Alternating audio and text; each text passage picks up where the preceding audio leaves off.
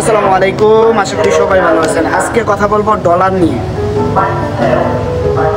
আমরা সবাই জানি বাংলাদেশের টাকা জাল হই, সব দেশের টাকাই জাল হই, কিন্তু কথা হচ্ছে আজকে আমাদের সাথে দুইজনের সাথে প্রতারণা হয়েছে।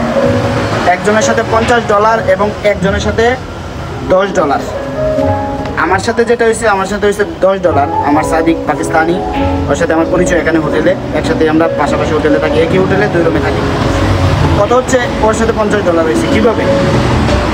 আমি সিম্পলি একটা ব্যাগ নেওয়ার জন্য, কাপ ব্যাগ নেওয়ার জন্য একটা হোটেলে ঢুকি এবং একটা বেল নিয়ে শপিং করি কিছু। ওইখানে আমি $100 দিয়েছিলাম, ওইখানে আমাদের $70 রিফান্ড করেছিল, ব্যাগ দিয়েছিল। এর মধ্যে $10 একটা ছিল জাল, যেটা আমি বলতে পারি না। টাকাটা একটু শক্ত থাকে, নর্মালি থাকে না, লেকিন এই টাকাটা নতুন হয় বেশিরভাগ। আমি তো দেখি না ওইভাবে, বাট ডলার কীভাবে দেশে জাল বই বা হবে এত বড় একটা শপিং মলে, সেটা আমার বোধগম্য নয়। কিন্তু এখন আমি চাইতেছিলাম, কিন্তু আমার এক ইন্ডিয়ান বললো নে যাইস না, ওইখানে গেলে তোর ফেরত দেবে না, আর হ্যারাসমেন্টের শিকার হবি।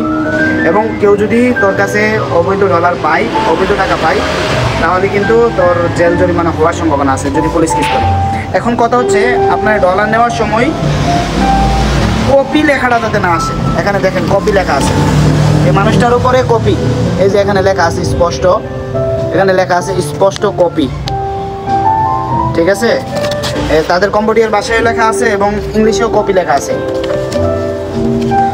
দ্বিতীয়বার যাতে কেউ প্রতারিত শিকার না হয়, আর বিশেষ করে ডলার বাঙালি, রিয়াল বাঙালি, যে দেশে যাবেন এয়ারপোর্ট থেকে ভাঙানোর চেষ্টা করবেন।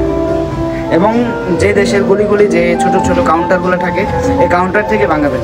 এবং দোকানদার, কোনো ফুটপাথ, কোনো যে কোনো সেন্টার থেকে আপনি যদি টাকা $100 দিলেন, $50 দিলেন, আপনাকে ব্যাগ দিল, আপনি লাজিম চেক করে ডলার নেবেন।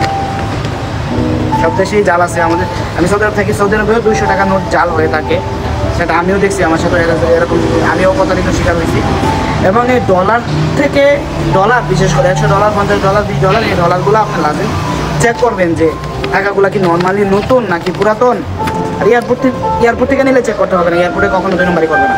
এবং বিশেষ করে ছোটো ছোটো যেগুলিতে ইয়াগুলো থাকে, এগুলো 2 নম্বরই হয় না। বিশেষ করে শুধু যেগুলা কোনো দোকানপাট থেকে আপনি $100, $50 দিলেন, $20 দিলেন, $10 দিলেন, আপনাকে কি নর্মালি অরিজিনাল ডলার দিতেছে কিনা, এগুলো একটু চেক করবেন। ভালো থাকবেন। আমাদের ইউটিউব চ্যানেলে যদি নতুন হয়ে থাকে তাহলে একটু সাবস্ক্রাইব করে দেবেন, লাইক বাটনে লাইক করে দেবেন, শেয়ার বাটনে শেয়ার করে দেবেন। আসসালামু আলাইকুম।